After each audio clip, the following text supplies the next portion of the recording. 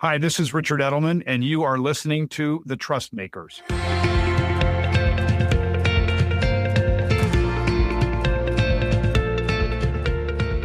Hello, everyone. Thank you for joining us today. I'm Jackie Cooper. I'm the Global Chief Brand Officer and Senior Advisor at Edelman. And this is a really good one because in an era where screens dominate our days, we know that there's a growing hunger for something more tangible, real conversations. Our guest today made the same observation and built an organization around it. Maryam Banikarim is an Emmy Award-winning storyteller and a former Chief Marketing Officer at Hyatt, Nextdoor, and Univision. Throughout her career, she's helped major organizations reconnect with what matters: purpose, authenticity, and the people that they serve. As co-founder of The Longest Table, Maryam is creating spaces for neighbours to share a meal and rediscover common ground. Her work mirrors many of the cultural shifts highlighted in Edelman's recent Perspective on 2026 report, which shows that people are stepping away from screens and rebuilding trust through much needed real-world connection and community. Maryam, a very, very warm welcome to the Trust Makers. Jackie, thank you guys for having me on. Well, it's a great time to be talking about this, and it's lovely that you've made an actual business of something that's so heartfelt and so needed, and it shows how much it's needed. And I guess the journey to get to this has been framed by really having such an interesting life and such an interesting career. Could you sort of tell us a little bit about what you think are maybe pivotal moments from this journey that's most shaped these views now on leadership and trust?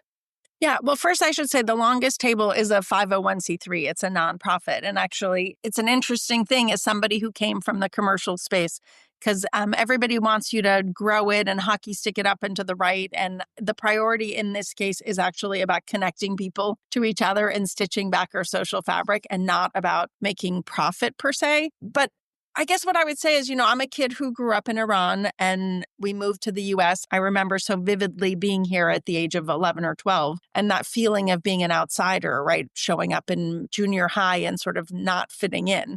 For me, that idea of community, which is something I lost when I left, but then trying to regain that, was really at the core. Now looking back, I don't know that I would have had the wherewithal at 11 or 12 to say that. But the way I found belonging was by joining and doing. And I think if I think of a pivotal moment, I had a run for over 20 years as a global CMO. But really, for me, the pivotal moment was in COVID when, the world turned upside down for all of us, not just in New York, but globally.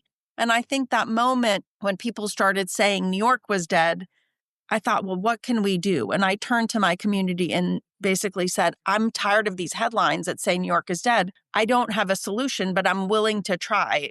Who's game to get on a Zoom call? And that Zoom call, which started in August of 20, pretty quickly got to doing. And I think it really was the power of community, right? The community that I built over years of my life and my professional life. I have this really distinct memory of October of 20, standing in the middle of Duffy Square in New York, where we had gathered 24 award-winning Broadway performers, including Bernadette Peters. It was the first time they'd come together since COVID, which was March, right? So many months before. And they were on the red steps. We had COVID producers. They had on masks. And they were going to sing one song together, Sunday from Sunday in the Park with George. I remember standing there as we'd run over to the construction crew to ask them if they would pause for one song, pause their work for one song. I thought to myself, how did an immigrant girl from Iran get here, right? And it was really an incredibly heartfelt moment because the entire community had come together. Gary Vaynerchuk gave us free PR, Clear Channel donated the boards, all these Broadway performers were performing. And I would say it was this incredible moment of finding purpose out of despair. This idea of coming together for a very pure purpose to really just try and help the city and help ourselves in the process and the world, to remind ourselves that, we're very much alive and to have a shared moment of joy. It was a real pivotal moment because there was a lot of grace and trust. People stepped in to this volunteer effort, right? In this volunteer moment to give of their time. And you didn't necessarily know them well, really just believing and in very short order making this incredible moment a moment for Broadway happened that went viral, right? It made its way all the way to TV in Japan. And I think the second pivotal moment would be really the longest table, right? Just a simple idea. We were coming out of COVID, and I had, for the first time, been in place for much longer than usual because all of us were in place for much longer than usual. And I got to know some of my neighbors walking the dog or trying to figure out where to get Lysol wipes. And I saw a picture of what I now know to be Egypt and Iftar of people having a shared meal together out on the street. And I just thought, like, what if we did that? And honestly, it was as simple as that. What if? I posted it on my personal Nextdoor and I got lots of reactions. I knew that was significant. And I met 8 neighbors I didn't know, including one I did know, and we just decided to try it. That was the proposition. We'll bring the tables and chairs, you bring friends and food. And did we know it was going to work? No, we had no idea. But in 6 weeks, we just organized it, put in a lot of elbow grease. The first year we did it in Chelsea, 500 neighbors showed up. And then the next year, 700, and then 1,000. And this year we had over 2,000 neighbors show up for a 2-hour potluck out on the street where everyone feels welcome. There's so much in there that is just wonderful. I don't even really know where to start. But the things that really stand out is that you have absolutely encapsulated the fact that we actually all still need to be human and have that human connection. And you can't underestimate the need to be human. And if you think about how brands and companies try so hard to manufacture things like that, the other thing that comes to mind is there is a beautiful simplicity about that insight of needing to have that connection. And you didn't make it complicated. You just enabled it to happen. And then you also said, we didn't know if it was going to work. What would you say you could take out of that very natural, organic, beautiful kind of journey that other leaders or organizations could take the same sort of spirit and help their own communities? Because today, with everything that's going on, the need for community and connection is more desperately needed, but we don't want it to be contrived. We want it to be real. I mean, I think the interesting thing about the longest table is that, right, we started with just a simple idea that, as you said, Jackie, we weren't quite sure whether it was going to work. We just tried it. I will say 4 years in, this year, 50 longest tables happened around the country. And when I say they happened, I don't mean we did them. I mean, we created a toolkit pretty immediately so anyone could replicate the one we did in Chelsea. And then we've gotten over 600 inbounds from neighbors around the world who want to replicate it. And so we do a phone call, we give them a toolkit, and then we coach them. If they have questions, they come back and forth. The 50 tables, we only do the one in Chelsea. The rest happen by other people. They have a framework from the toolkit, but they do it in a way that fits their community. So it's happened in Clinton, New York, where a teacher actually used it as a project for her 7th grade class. And so the 7th graders did it for the entire middle school of 5th, 6th, and 7th graders as a class project. A church did it. A group came together in San Francisco and did it in front of Civic Center, but they all have a very local flavor to them because it's a framework. It's not prescriptive. And so if you think about the things we can learn, one is it's localized. We don't tell you exactly how to do it. So giving people an invitation versus telling them what to do, nobody wants to be told what to do. I mean, it's as simple as that, right? I think some of the basic things that we should all go back to are the simple things we all just know, like from kindergarten. Nobody wants to be told what to do. They want to be invited to participate. And by the way, they do it in a way that may be different than I do it, and that's great. This need to control is actually part of the problem. I think less control, more grace and trust, more inviting people to participate. Half the time, new volunteers show up and I don't know them. You have to say, like, great, Joan, you go for it. And you don't know her background. You haven't done like a, background check, but you just sort of believe. That invites other people to participate. They feel as empowered and as much of a sense of ownership as they should, frankly. I'm constantly getting people who are volunteers who reach out and say, oh, I met so-and-so and they want to do one here, and I think we should help them. They're like ambassadors for the longest table because it belongs to them as much as it belongs to me. When you're in these corporate jobs, you try to control so much and you try to manage, from the top. And I think what would happen if you actually invited people to participate, really actively listened, and were okay with things not being perfect in the way you would do them, I think that's how trust gets rebuilt. Given that you've had a commercial background, how have you taken some of that sort of commercial accountability and used it to enable this to be really powerful and have sort of growth, have funding, have credibility? Well, we started doing research on the longest table in the second year. And for 3 years now, we've had pretty consistent results. 8 out of 10 people who come feel a sense of belonging, meet somebody new, and actually have a sense of wanting to participate in some way. So the data is pretty consistent. And I think it's really important to have data to understand the impact of what you're doing because, this is essential work. It's not a nice to have. Rebuilding trust at the hyperlocal level is actually the thing on which other things will get built. And having the data to back it up will help us and other people be able to unlock funding because you need infrastructure to be able to scale this work, which I would say is really essential in today's world. I think the other thing is oftentimes people think a table, a potluck is just soft. But the truth is, if you don't have trust, if you don't rebuild trust with things like one table at a time, you don't actually get to build on that. You don't get to build the infrastructure on top of that to work on things that are seen as less soft, right? You can't go solve big problems like climate if you don't have basic trust. And so these ways to stitch things back together at a grassroots level shouldn't be viewed as quaint. They should be viewed as really necessary. And I think we need to figure out how to unlock all these community builders who may not have come from the commercial sector that are doing this work at a grassroots level because we actually need that fabric to be rebuilt. This report on perspectives of 26 talks about a hyper-local era where people are pulling back from the global institutions. The data supports everything you're doing because they're finding trust in smaller community-based circles. So why do you think that's happening? What do you make of that shift? I think there were issues around trust before COVID. It's not like COVID unlocked the fact that trust is on the decline. But today, people trust businesses more than government, fine. But even coming out of COVID, one of the things that you discovered was that the systems that were supposed to protect you and have all the answers actually had no idea. So then all of a sudden, you're like, wow, who has my back? Nobody has my back, right? So in the end, you have to have your own back. And what you turned to were your neighbors. Right? I mean, if you go back to that moment where you were like, where do I get a Lysol wipe? Or I can't reach my mother and I need somebody to check on her. It was very hyperlocal. I remember being at next door. Our traffic in the first month of February of COVID went up 80%.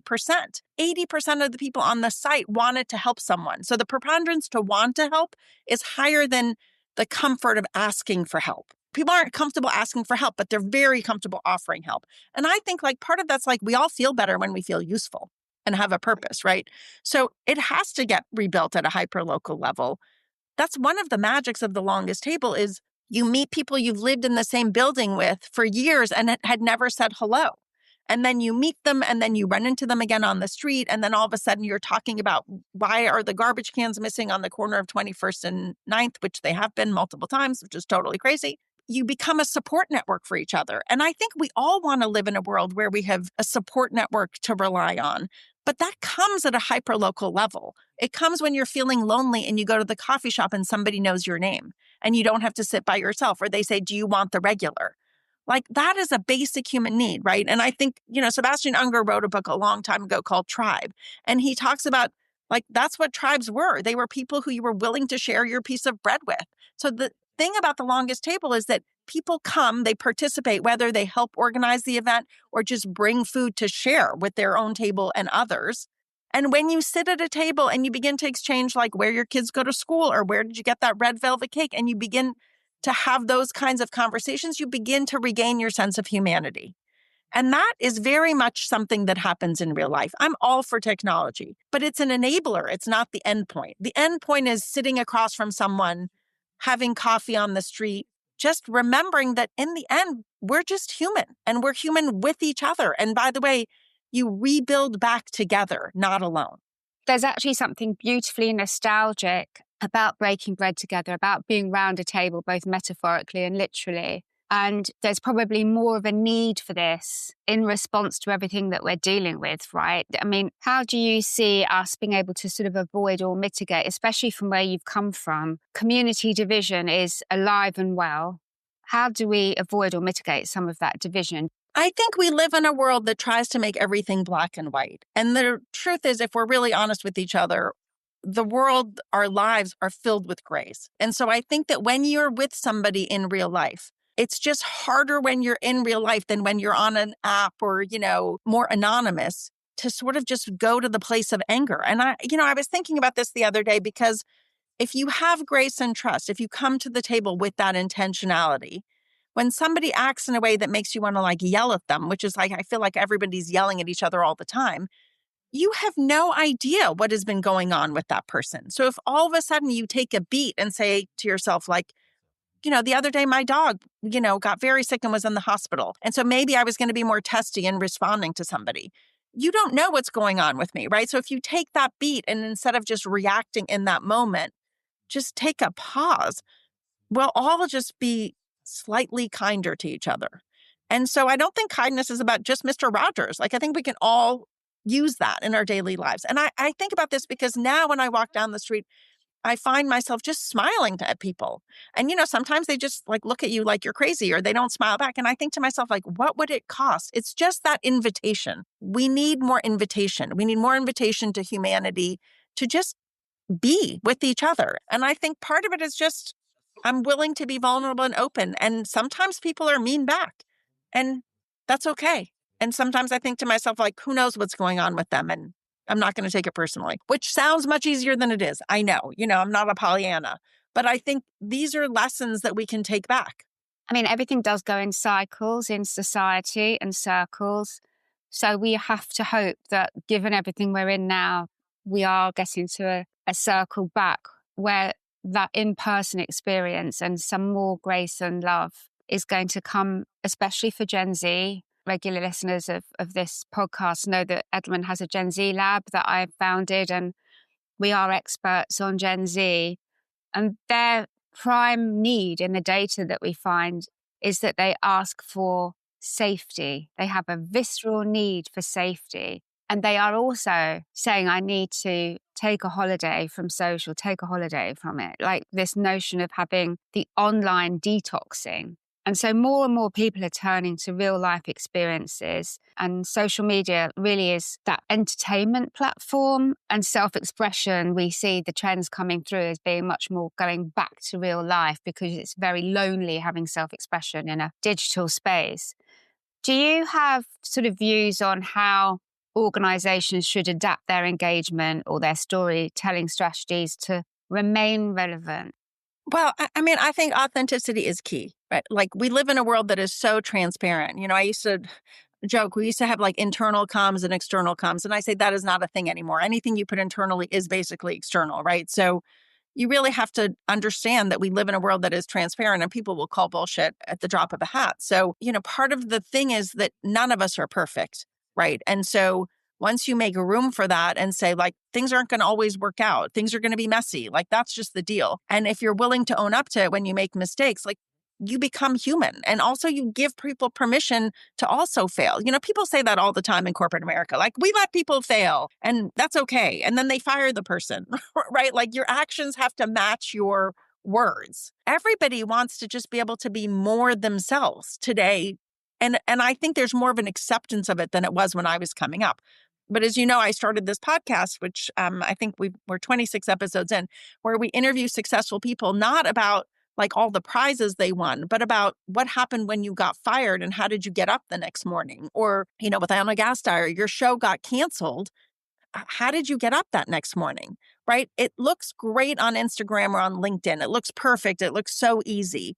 But what if we talked about all the messy parts? I'm not saying that the messy parts stopped me from having a career that everybody thinks is so successful and easy. But what I'm saying is if I talk about those things when you hit a hiccup, which is inevitable, we all hit hiccups, then you don't feel like it's only you. You recognize it's just part of the journey.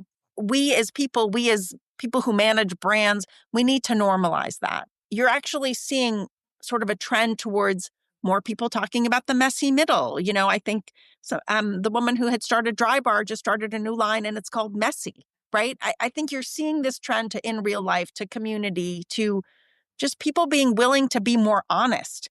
It's so interesting. I advise the Sir Ken Robinson Foundation, which So Ken Robinson was my hero, and I'm a person who had no success at school, didn't manage at all. I was working at the age of 18, and I was on a call with a ton of people from UCLA, and I was being asked to sort of coordinate something, and I actually started laughing in a slightly deranged fashion. And the dean, who's an extraordinarily impressive woman, said, what's funny? And I said, well, you're all so educated. I'm the one that's supposed to be coordinating the notes. I'm the least educated person on this call. And she said to me, you're a different kind of smart. And I hung up from the call, and I thought there are two things about that. Years ago, I wouldn't have been able to confess that this was rather overwhelming. And I also wouldn't have understood that there is a different kind of smart.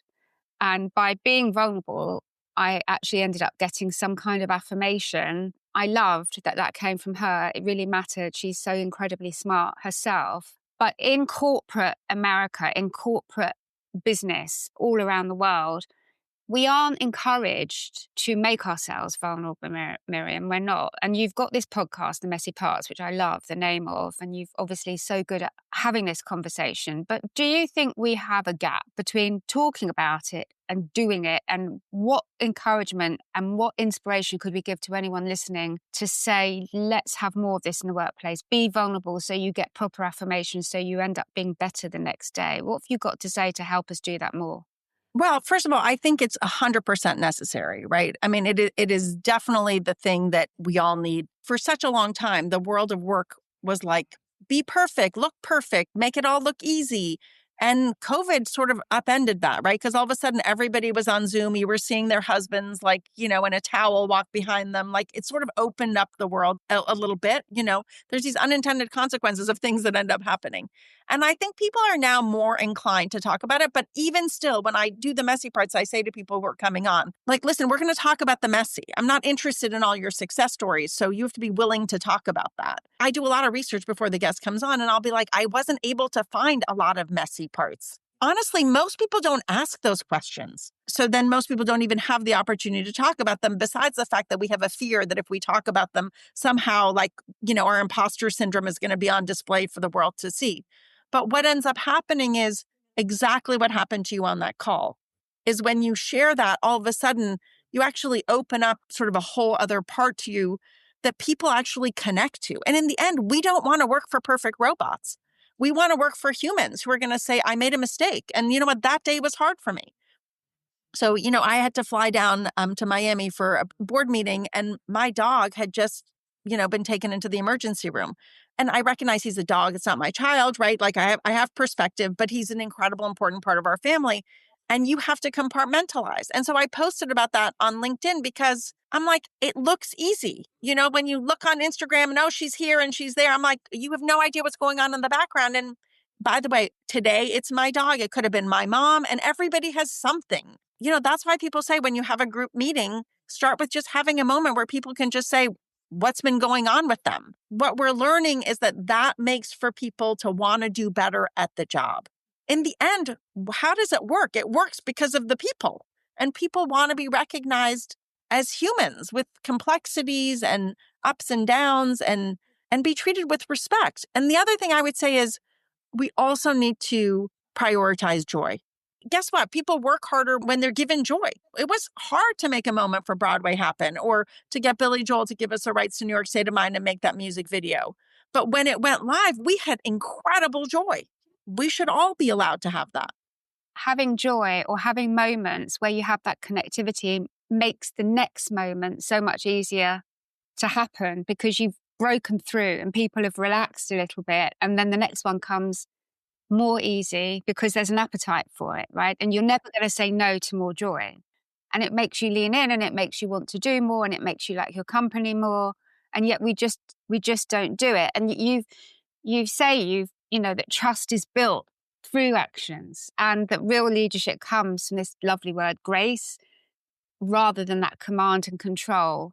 Where do you see trust taking root for next year, within institutions, in individual leaders, smaller networks, or what does that look like in practice? And what can we sort of take as a little mantra of trying to achieve more of this? Well, for sure, trust is going to get built from the ground up. So it's going to happen at a hyperlocal level. We still trust people we see. right? There's still something in actual physical contact, right? The person you see at the coffee shop, that is definitely a thing. But I think companies can also learn that, I think you have to focus on the humanity of the experience, not just the profit, which I think is where Jim Collins's purpose always came about, right? You can actually be profitable and also have a higher purpose. And I don't mean, taking a stand on every single issue. I just mean, having a sense that we all want to be part of something bigger than ourselves. And so that's what purpose really unlocked in the corporate arena. One of the things I think about is sort of having intentionality. We're not going to be perfect. When we start the longest table, our intention is simply to connect neighbors to each other. And I think one of the stories I loved from this year is a woman had showed up at the table. She was checking in. She was by herself. I met her when she'd already been sitting down. And she said, I had just become a widow. I was really wary of coming. And, I didn't know anybody. And I was checking in and somebody overheard the story and they said, why don't you sit with us? As she's telling me the story, tears are streaming down her face. That is humanity. This idea of being intentional and making room for other people and seeing them, it's really key. I think the key to the longest table is, of course, participation, sort of giving people agency to trust and, to trust them and have grace and let them do it in whatever way works for them. But the other thing is this sense of not repeating middle school for anybody, making room for people, seeing them and saying, oh, are you here by yourself? Like, let us introduce you to some people so that you can sit down. If all of us had that intentionality, imagine how it would be. If you're in a meeting and somebody's not speaking up and you say, Jackie, we haven't heard from you. Because maybe Jackie's an introvert or maybe Jackie feels not included. That intentionality of just making room, of listening, having grace and trust on a daily basis, knowing that we're not going to be perfect, but it does start with an intention. And I think for the longest table, the intention is just simply to connect people to each other with no agenda. And how rare is that? Because we live in a world where everybody feels like somebody has an agenda. I couldn't think of a better way of ending this.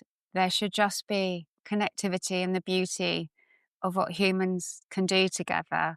And the way you talk about this is so motivating and is so lovely to have that humanity, but also extraordinary smartness and intelligence. And it's very, very transferable in this day and age. So I would say thank you that you're doing this. There's probably a ton of people across all those tables who are incredibly grateful. I just want to say thank you. Thank you for being on. Thank you for sharing everything. And to our listeners, thank you for listening to The Trustmakers. Thank you so much for having me. I just want to say I don't do this alone. There's 20,000 people who've been coming to the longest table and anyone can do it. And we have a toolkit and we can help you make it happen because that's how it works. We're in it together. We're in it together. Thank you so much.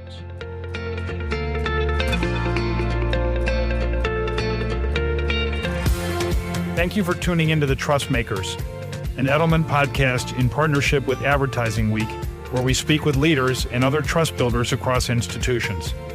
See you next time.